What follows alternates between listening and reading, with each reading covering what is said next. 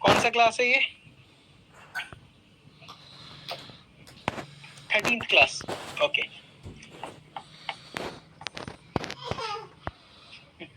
Happy children's day तो मुझे बोलना चाहिए तन्मय,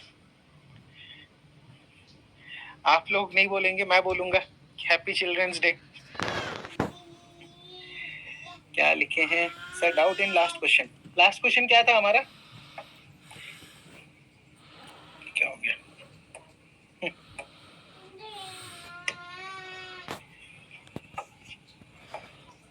आखिरी टॉपिक क्या पढ़ रहे थे हम लोग? What was the last topic which we are studying yesterday?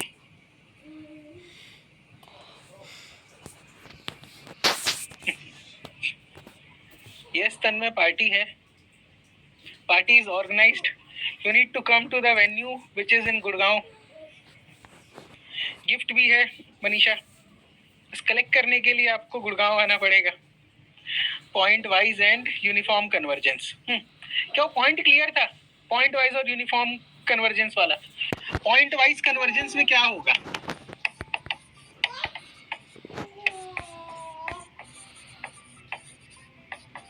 जो मैं n की वैल्यू फाइंड आउट कर रहा हूं, ठीक है, क्योंकि n से मेरा m निकल जाता है। n से क्या मिल जाता है? m। ठीक, तो ये जो है, अगर x एप्सिलॉन इन सब वेरिएबल्स पे डिपेंड कर रहा है,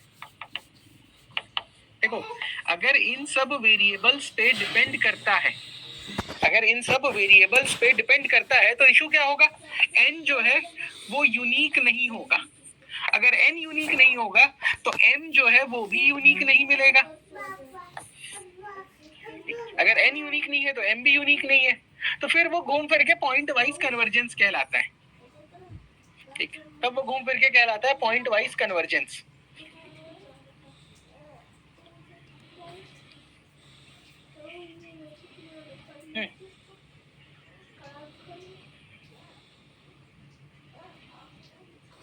यस नो, देखो कोई हार्ड एंड फास्ट रूल नहीं है कि मैं किस तरीके से सॉल्व करूंगा क्वेश्चन को।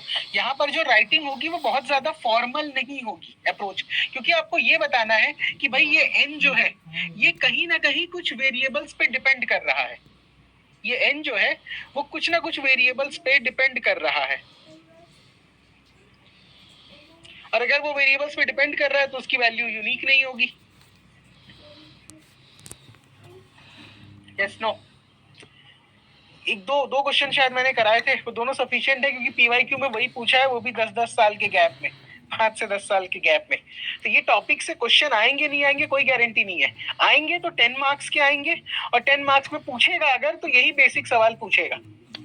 ठीक है, डेप्थ में वो उन टॉपिक्स पे जाता है जहां से मल्टीपल क्वेश्चन पहले पूछ चुका है। अगर कोई नया टॉपिक ले रहा है तो वो हमेशा इजी क्वेश्चन ही होते हैं।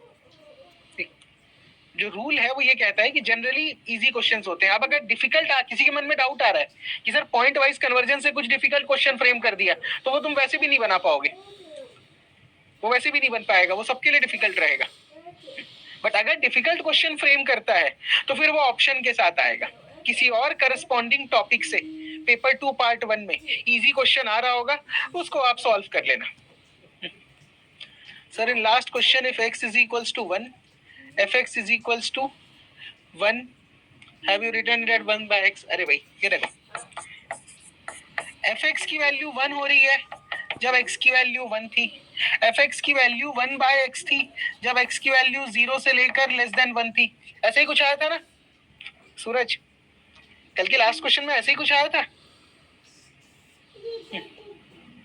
कि x की वैल्यू 0 से 1 के बीच में 1 बाय x आ रहा था, और x इक्वल टू 1 पे 1 आ रहा था। तो मैंने इन दोनों स्टेटमेंट को कंबाइन कर दिया। मैंने और क्या किया, इन दोनों स्टेटमेंट को कंबाइन कर दिया। अगर 1 बाय x में आप x को 1 पुट करते हो तो क्या रिजल्ट मिलता है?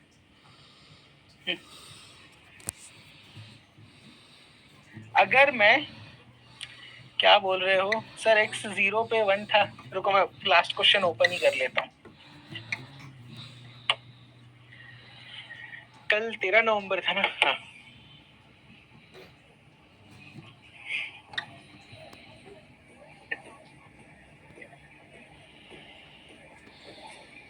क्या फाइंड किए थे हम लोग?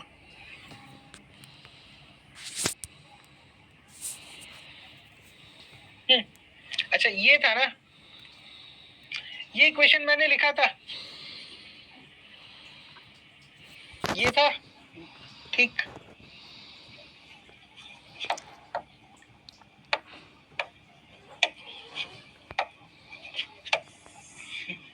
अब आपका ये कहना है कि सर आपको इसको ऐसे लिखना चाहिए था, ये आपका डाउट था सूरज। मैं ये कह रहा हूँ कि इसको अलग से 1 लिखने के बजाय, आपको पता है अगर एफ एक्स की वैल्यू 1/x है तो x को 1 रखने पे एफ एक्स क्या मिल जाएगा, 1/1 इक्वल टू 1 ओनली। इसीलिए मैंने इसको अलग से ना लिखकर यहीं पर एक इक्वालिटी वाला साइन लगाकर 1/x लिख दिया कि अगर आप x को 1 सब्स्टिट्यूट करोगे तो 1/x 1 हो जाता है, ठीक। Is this thing clear? Is this point clear?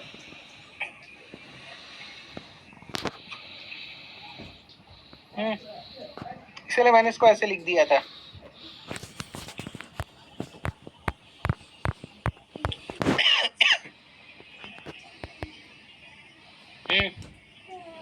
चलिए बताओ, फिर आगे बढ़ेंगे।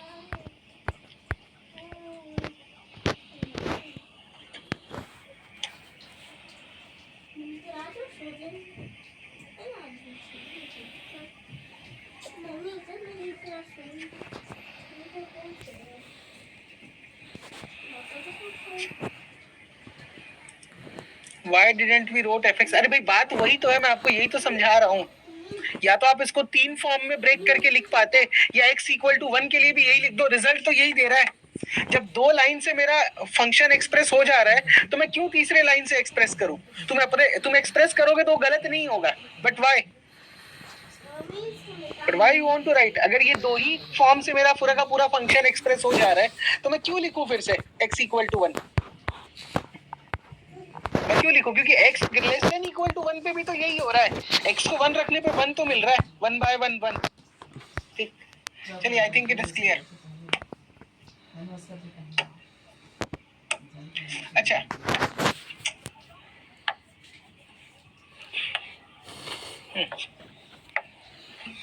तो क्या मैं ये अज्यूम कर सकता हूं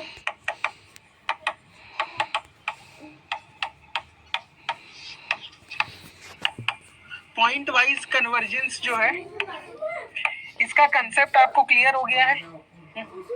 कैन आई अज्यूम कि पॉइंट वाइज कन्वर्जेंस का कंसेप्ट क्लियर है? क्या इस पे हमने कोई क्वेश्चन किया था? बेटा आप अपना ब्लैंकेट वाला को पहन लो बेटा। Have we solved any question regarding uniform convergence? कौन है? क्या इस पे कोई क्वेश्चन सॉल्व किए थे regarding uniform convergence? Yes, no?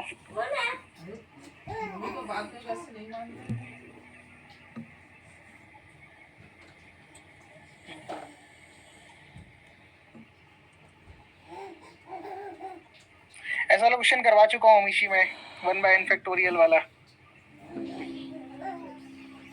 अच्छा नहीं किया, आज करेंगे। चलो लिखो एक क्वेश्चन, प्लीज राइट 1 क्वेश्चन।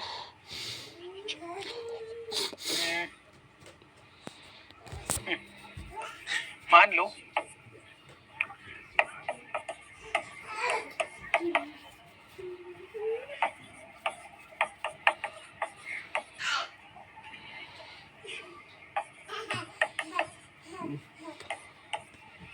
इसमें आपको कन्वर्जेंस चेक करना है, ठीक। अब कन्वर्जेंस चेक करने के लिए मैं ये वाले मेथड का यूज करूंगा।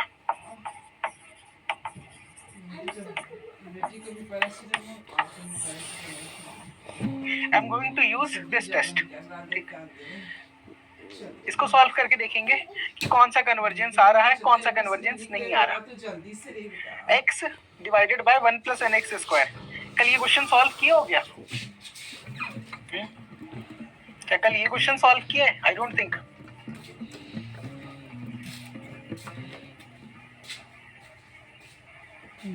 नहीं किए हैं सॉल्व।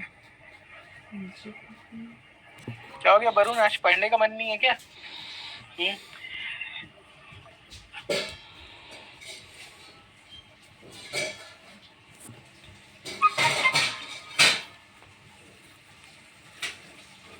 लास्ट में मैंने सॉल्व किया था, पता नहीं शायद तुम कोई दूसरे बैच में एनरोल हो क्या। स्टडी IQ में मैथ्स ऑप्शनल का कोई नया बैच चल रहा है जिसमें कुछ अलग पढ़ाया जा रहा है। मैंने क्वेश्चन सॉल्व नहीं किया, ये क्वेश्चन हम आज ही सॉल्व कर रहे हैं and by using this test. ठीक, अब ये वाला जो टेस्ट है इसमें एक चीज ध्यान रखना, ये वाला टेस्ट अप्लाई करने के लिए मेरे पास प्रोसेस क्या होता है।